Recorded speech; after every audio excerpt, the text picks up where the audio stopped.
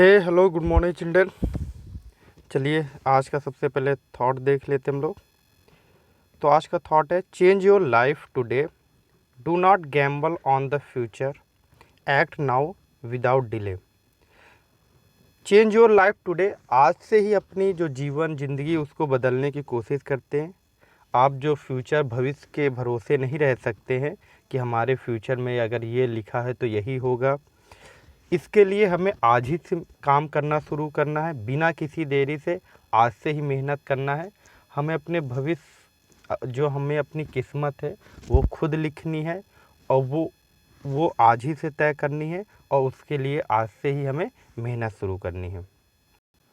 तो चलिए हम लोग चैप्टर स्टार्ट करते थे। बहुत सारा चैप्टर में डिस्कस कर चुके थे हम लोग, लगभग सारी चीज़ें डिस्कस हो चुकी हैं। आज हमें पढ़ना है, हाँ यहाँ से डू एनिमल सी कलर्स। इस टॉपिक में बताया जाएगा कि क्या जो एनिमल्स है वो सारे कलर देख पाते हैं कि नहीं। तो यहाँ पर आप देखिए कुछ एनिमल्स है। Animals can not see as many colours as we can. जो एनिमल्स है वो उतने सारे कलर्स नहीं देख पाते जितने सारे कलर्स हम लोग देख पाते हैं।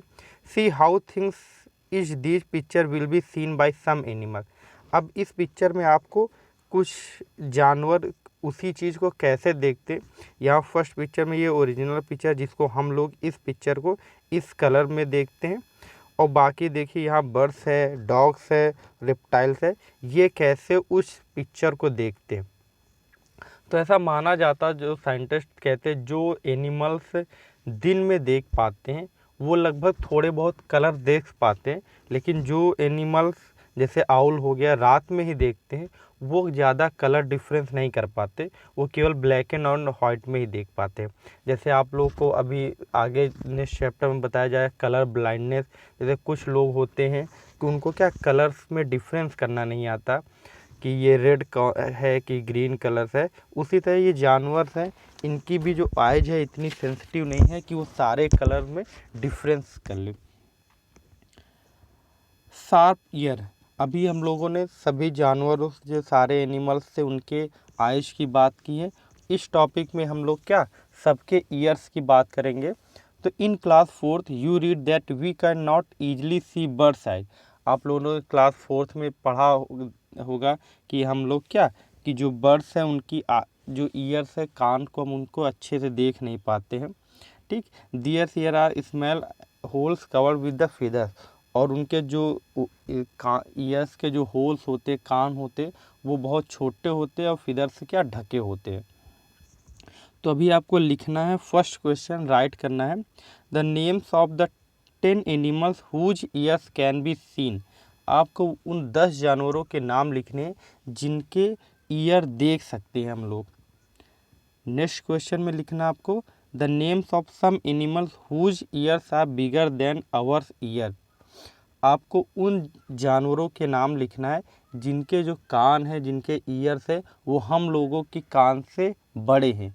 उन सारे जानवरों के नाम लिखना है। आगे ये एक्टिविटी है, आपको ये घर पर ही करना है क्योंकि अभी स्कूल तो बंद है। तो ट्राई दिस, आपको ये करना है घर पर, अपने जो बहन है या भाई है उनके साथ ये मिलकर करना है। कैसे करना है? For this activity find a quiet place in your school, tell one of your friend to stand at a short distance and ask him to say something softly. आपके घर में जो आपके सिस्टर या ब्रदर है, आपसे उनको कहना कि आप थोड़ी दूर में खड़े हो जाएं और कुछ चीज़ बिल्कुल सॉफ्टली धीरे से बोले और आपको उसको बहुत केयरफुली सुनना है। Then all of your put your hand behind your ears as shown in this picture. Let the same child say something again as softly as before, in which case was the sound sharper. Ask your friend to. अब आपको करना क्या है, अभी पहले आपने एक बार सुना, अब दूसरी बार अब आपको अपने कानों को अपने हाथों के पीछे लाना जिस तरह इस पिक्चर में दिखाया गया। इसके बाद फिर से आपको कहना उन्हें से कि आप फिर से उतनी ही तेज़ से बोलिए और इसके बाद आप देखिएगा कि आपको कौन सी वॉइस ज़्यादा तेज़ सुनाई पड़ी है, कि आप पहली वॉइस जब आप अपने कानों को नहीं रख अपने हाथों को अपने कान के पास नहीं रखे थे, या सेकेंड टाइम में जब आपने अपने हाथों को कान के पास रखा था। नेक्स्ट एक्टिविटी करना है क्या, sit near a desk, tap the desk once with your hand, listen carefully, now put your ears on the desk as shown in the picture, tap on the desk once again with your hand, listen again, was there any difference the sound of the tap. अब आपको दूसरे बार क्या करना है, आपको एक desk या table पर पहले कुछ टैप करना है, कुछ हाथ से बजाना है इसके और उसको सुनना है। इसके बाद आप अपने जो कान को है वो आप टेबल पर रख देंगे। इसके बाद फिर से टैप करेंगे और आपको फाइंड करना कि कौन सी वॉइस ज़्यादा तेज़ सुनाई पड़ी। तो जब नॉर्मली आप जब कान को अपने क्या टेबल पर रख देंगे तो हमें क्या टैपिंग ज़्यादा क्लियर और ज़्यादा तेज़ सुनाई पड़ेगी। ऐसा क्यों? क्योंकि जो हमारी साउंड होती है उनमें क्या वेव्स होती है, उनमें तरंग होती है। अगर मान लीजिए आपको करना है तो एक आप अपना पेपर का टुकड़ा अपने मुंह के सामने लाएंगे और बोलेंगे तो आप देखेंगे पेपर का जो पीस है वो क्या हिलता है।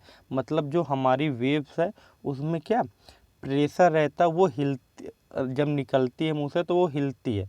तो उसी तरह वो वेव्स हमारी आगे बढ़ती चली जाती है और वाइब्रेट करती चली जाती है। और जैसे जो हमारे कान है जितने ज़्यादा वेव्स को हमारी कान तक पहुँचेंगी उतनी ही ज़्यादा क्या हम लोग वॉइस क्लियर और तेज़ सुनाई पड़ेगी। तो जब भी हम लोग किसी मीडियम अगर कोई मीडियम है हमारे कान में सीधा आती है तो सारी वेव्स हमारे कान पर आती हैं तो हमें ज़्यादा तेज़ सुनाई पड़ेगा। अगला साउंड सेंड मैसेज। अब इस टॉपिक में पढ़ना कि कुछ जो एनिमल्स है वो डिफरेंट टाइप्स के साउंड निकालते हैं और डिफरेंट टाइप्स का उसका मैसेज भी निकाल देते हैं कि इस साउंड का क्या मैसेज है। जैसे हम लोग भी जनरली जब रोते हैं या हंसते हैं तो क्या डिफरेंट टाइप्स की वो साउंड है और उसमें कोई बता सकता है कि ये बच्चा क्या रो रहा है कि हंस रहा है। तो उसी तरह बहुत सारे जानवर हैं जो डिफरेंट टाइप्स की साउंड निकालते हैं। जब वो किसी डेंजर में होते तो वो डिफरेंट काइंड्स की साउंड निकालते। तो high up on the tree a langur warns other of the danger like a tiger और leopard. The langur does this by making a special warning का। एक पेड़ पर ऊंचाई पर चढ़ा हुआ लंगूर हम जब भी किसी लेपर्ड या टाइगर को देखता है तो एक वो वार्निंग कॉल निकालती, वो अलग तरह की स्पेशल टाइप की आवाज़ निकालते जिससे बाकी जो लंगूर होते वो जान जाते कि वहाँ पर डेंजर है या वहाँ पर खतरा है। अगला birds also given alarm call to warn about the danger. Some birds even have different sound of different kinds of danger. For example, there is a different warning call if the enemy is coming from the sky or if the enemy is on the ground. अब जो birds हैं वो भी जब किसी danger में होती वो भी अलग तरह की आवाज़ें निकालती हैं। तो और कुछ बर्ड्स होती वो तो अगर अलग खतरे में अलग तरह की आवाज़ें निकालते हैं। अगर कोई एनिमी उनको आकाश में है या स्काई में है तो वो अलग तरह की वॉइस निकालेंगी। अगर कोई एनिमी उनका कोई दुश्मन क्या ज़मीन पर है तो वो अलग तरह की आवाज़ निकालेंगी। Fishes give alarm call by electric signal. और जो मछलियाँ होती हैं फिशेस होती हैं वो इलेक्ट्रिक सिग्नल निकालती हैं वार्निंग अलार्म्स के लिए, सिग्नल देने के लिए। Some animals start behaving in a different way when an earthquake or storm is about to come. People who live in forest and can observe such behavior of animal come to know of the danger. और कुछ जो जानवर होते हैं जब भी कोई earthquake भूकंप या स्टॉर्म तूफान आता है तो वो अलग तरह का बिहेव करना शुरू कर देते हैं। उनको ऐसा लगता है, उनको पता चल जाता है कि हाँ अभी ये स्टॉर्म आने वाला या अर्थक्वेक आना है। यहाँ नीचे दिया गया है एक एग्जांपल, यहाँ पर अंडमान निकोबार का दिया गया है कि जब अंडमान निकोबार में क्या सुनामी आने वाली थी दिसंबर 2004 में, तो वहाँ पर के जो जानवर थे वो अलग तरह के बिहेव करने लगे और वो जाके एक सुरक्षित स्थान पर चले गए। ऐसा क्योंकि बहुत सारे जो हमारे एनिमल्स हैं उनकी सेंसिबिलिटी बहुत ज़्यादा है। वो इतनी छोटी भी साउंड को सुन सकते हैं कि हम लोग उनको नहीं सुन सकते। ठीक है, अगर कोई वेव्स निकलती, साउंड निकलती है तो उसके साथ वेव्स निकलती, और वेव्स में क्या वाइब्रेशन रहेगा। अगर वो वाइब्रेशन बहुत हल्के होते, जैसे हम लोगों ने इससे पहले डॉग्स का पढ़ा कि अगर डॉग्स क्या हमारे बगल से, अगर डॉग सो रहा तो उसके बगल से हम लोग चुपचाप निकलते तब भी वो जग जाता।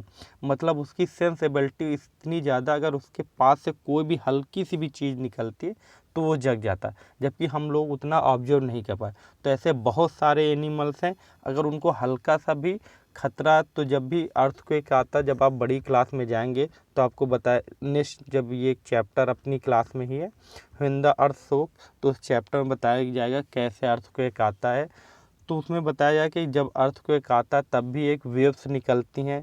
ठीक है, तो वो वेव्स को क्या, ये जितने सारे जानवर है वो सेंस कर लेते हैं कि हाँ अभी क्या जो अर्थ में है क्या वाइब्रेशन हो रहा, तो फील करते, और इसके बाद वो अलग तरह का बिहेवियर करने लगते हैं।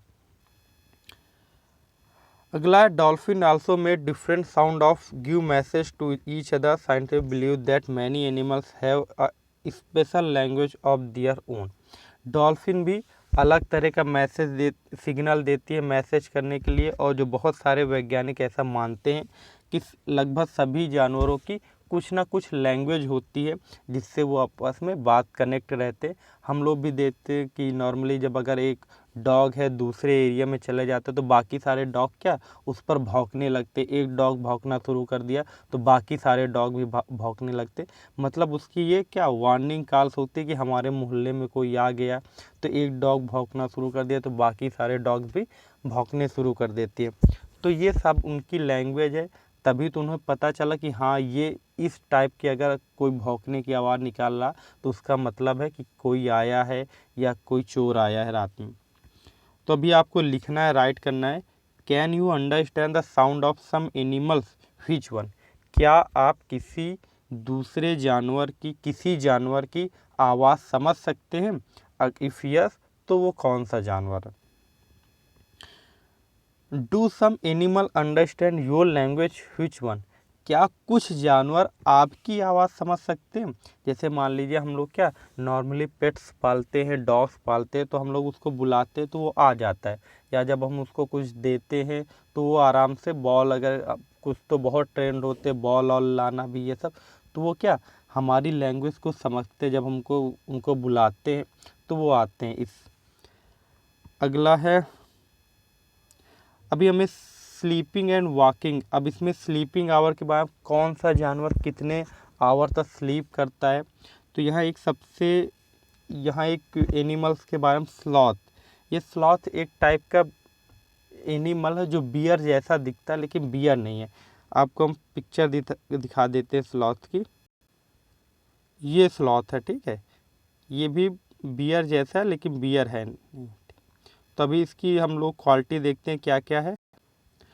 It looks like a bear but is not. It is a sloth. It spends almost 17 hours a day sleeping while hanging upside down on a tree branch. The sloth eats the leaves on the same tree on which it lives. It hardly needs anything else. When it has eaten enough leaves from that tree, it moves to the nearby tree. Sloths live for about 40 years, and in that time they move around only 8 trees. Once a week it comes down from the tree to relieve itself. जो sloth है वो सबसे क्या slow animal है इस समय, क्योंकि ये लगभग 40 आवर्स तक जीता है, और उसमें केवल ये 8 पेड़ों पर जाता है, और वहीं पर जो उनकी पत्तियां होती हैं वहीं पर वो पत्तियां खाता और ज़िंदा रहता है बस। तो अभी आपको ये कुछ एनिमल्स है, इनके स्लीपिंग आवर लिखने हैं कि कौन सा एनिमल कितने आवर तक स्लीप करता है। ये जो हमारा सर्किल है वो कितने 14 आवर्स का है ये सर्किल, और ये जो सारे जो इनको हमने क्या 12 लाइन में 12 ब्लॉक में डिवाइड कर दिया है। तो जो एक पार्ट है वो क्या 2 आवर्स का है। तो अगर एक पार्ट कलर है तो उसको समझना है आपको कि क्या 2 आवर्स का है। तो हम लोग यहाँ पर कुछ एनिमल्स है उनके लिखने हैं। जैसे फर्स्ट काऊ का है, तो काऊ का सबसे पहले हम देखें कितने आवर्स, कितने इसके पार्ट कलर हैं। तो इसके कलर कितने पार्ट हैं, 1 और 2। तो हमको 2 से 2 का मल्टीप्लाई करना है। तो यहाँ पर 2 मल्टीप्लाई विथ 2 इक्वल 4। तो मतलब काऊ हमारी 4 आवर्स तक स्लीप करती है। पाइथन के बारे में अगर करते हैं तो सबसे पहले कलर पार्ट काउंट करते हैं। तो 1 2 3 4 5 6 7 8 9। तो 9 है, 9 मल्टीप्लाई विथ 2 18 आवर्स। पाइथन कितने घंटे सोता है, 18 आवर्स। जिराफ की बात करें तो एक पार्ट ही है कलर, तो मतलब 2 आवर्स। नेक्स्ट कैट है, कैट में काउंट करें 1 2 3 4 5 6, 6 मतलब 12 आवर्स तक ये क्या स्लीप करती है। अब यहाँ पर ये टाइगर्स है, इसके बारे में दिया गया है, हमें पढ़ना है। तो फर्स्ट है a tiger can see 6 time better at night than most of us. एक जो टाइगर है वो रात में हम लोगों से 6 गुना ज़्यादा अच्छा देख सकता है। मतलब अगर रात में हम केवल 20 मीटर तक या 10 मीटर तक देख सकते हैं, तो जो टाइगर है वो क्या 60 मीटर तक देख सकता है, वो भी अच्छे से। The tiger whistles are very sensitive and can sense the movement of the vibration in air. They help the tiger move in the dark and find its prey. जो टाइगर की विस्पर होती है वो क्या बहुत ही सेंसिटिव होती है। ये हवा में भी कोई मूवमेंट, मतलब अगर कोई जानवर हवा में भी इधर उधर हिलता भी है तो भी वो जान जाता है कि हाँ कोई जानवर चल रहा है या हिल रहा है। तो इससे क्या उसको अपने शिकार को ढूंढने में काफ़ी मदद मिलती है। A tiger sense of hearing is so sharp that it can make out the difference between the rustling of leaves and the sound of any animal moving on the grass. The ears of the tiger can move in the different direction and this help to catch the sound from all around. और जो tiger की hearing sense है, सुनने की जो क्षमता वो बहुत तेज होती है। वो पत्तियों की अगर सरसराहट भी होती है वो भी पहचान जाता है। अगर कोई जानवर घास में भी चल रहा तो भी वो जान जाता है कि हाँ कोई जानवर घास में चल रहा।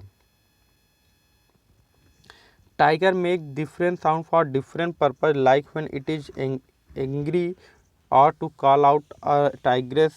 It can also roar or snarl. Its roar can be heard up to 3 kilometres away.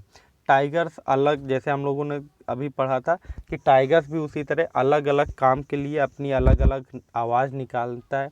जब उसे जानवर को बुलाना होता है या किसी शेरनी को बुलाना होता है तो अलग तरह से गरजता है, और जब किसी जानवर को डराना हो तो वो दहाड़ता है। और उसकी जो रोरिंग की आवाज़ है वो लगभग 3 किलोमीटर दूर तक भी सुनाई पड़ती है। Each tiger has its own area which may cover several kilometre. Tiger mark their area with their urine. A tiger can at once come to know if there is another tiger in its area by the smell of the urine. A tiger will avoid going to another tiger's area. एक tigers है वो अपना area कुछ kilometres का बनाता है, और वो अपना एरिया कैसे बनाता है, बाय यूरिन से, अपने यूरिन से बना देता है कि हाँ ये मेरा एरिया है। और जब कोई दूसरा टाइगर आता है तो वो क्या उसकी यूरिन को स्मेल करता है और वो जान जाता है कि हम दूसरे टाइगर्स के एरिया में। तो एक टाइगर दूसरे टाइगर्स के एरिया में जाने के लिए अवॉइड करता, नहीं जाता जनरली। अगला टॉपिक है कि इसमें बताया गया कि जो टाइगर है वो बहुत ही अलर्ट, मतलब काफ़ी अलर्ट एनिमल है। वो हर चीज़ पहचान जाता है, लेकिन तब भी वो क्या उसका बहुत ज़्यादा शिकार हो रहा है। और इस What do you think are some of the danger to tigers in the jungle? Can human being also be threat to the animal? बहुत सारे जानवर हैं हमारे लिए जो उनका जो जो ह्यूमन बीइंग है उनका क्या मीट के लिए या उनके डिफरेंट पार्ट्स के लिए उनका क्या शिकार करते रहते हैं। जैसे टाइगर्स है, टाइगर्स का शिकार हम लोग किस लिए करते हैं, उसकी स्किन के लिए, उसकी खाल के लिए करते हैं। इसी तरह अगर एलिफेंट है उसके टस के लिए, उसके दांत के लिए हम लोग उसका शिकार करते हैं। हिप्पोपोटामस है, उसके मीट के लिए, उसकी आइवरी के लिए उसका हम लोग क्या शिकार करते हैं। डियर हो गया, उसके मस के लिए हम लोग शिकार करते हैं। राइनो हो गया, उसके हॉर्न्स के लिए शिकार करते हैं। बहुत सारी जो मेडिसिन है वो इन्हीं जानवरों से बनती है, और तो इसीलिए लगातार इन जानवरों का क्या शिकार होता है। तो इसीलिए जो हमारी सरकार है, हमारी गवर्नमेंट है, इन्होंने इन जानवरों को बचाने के लिए बहुत सारे नेशनल पार्क या बहुत सारे रिजर्व एरिया बना दिए हैं कि इस एरिया में ये जानवर रहेंगे और इन जानवरों में ह्यूमन बीइंग का इन्वॉल्वेशन कम से कम होंगे, ह्यूमन बीइंग कम से कम यहाँ पर जा पाएंगे। तो ऐसे बहुत सारे चीज़ पार्क, नेशनल पार्क हैं, उनके बारे में आपको याद करना है। अभी एक कुछ 10 नेशनल पार्क के हम लोग नाम दे देंगे, और कुछ नेशनल पार्क अलग अलग पर्पस के लिए दिए जाते हैं कि हाँ इस नेशनल पार्क में ये टाइगर रिजर्व है, यहाँ पर टाइगर्स ही ज़्यादा रहेंगे, या एलिफेंट रिजर्व है, यहाँ पर एलिफेंट ही रहेगा। जैसे अपने यूपी में दुधवा नेशनल पार्क है, लखीमपुर खीरी में है। तो इसी तरह बहुत सारे नेशनल पार्क हैं। तो अभी जो टाइगर्स है उनकी जो नंबर्स है वो लगातार इंडिया में कम होते जा रहे हैं। जैसे अभी आज की डेट में अगर टाइगर्स इंडिया में देखें तो लगभग वो 2967 ही बचे हैं, और सबसे ज़्यादा जो टाइगर्स है वो एमपी मध्य प्रदेश में ही है। तो हमें इस तरह जो जानवर हैं उन पर जो जो ये शिकार हो रहा उसको रोकना है लगातार, क्योंकि ये हमारे क्या क्लाइमेट को बैलेंस करते हैं। तो अभी इस तरह ये जो चैप्टर है वो ख़त्म हो गया। अभी आपको ये एक पेपर डॉग बनाना है। तो इसका जिनके पास बुक नहीं है मैं इसका स्क्रीनशॉट दे दूंगा, इसमें दिया गया कैसे आपको पेपर डॉग बनाना है। तो ये पेपर डॉग बना के आपको इसके बाद उसका पिक खींच के हम देना हम लोगों को, ठीक है। तो बस आज के लिए इतना ही। Thank you.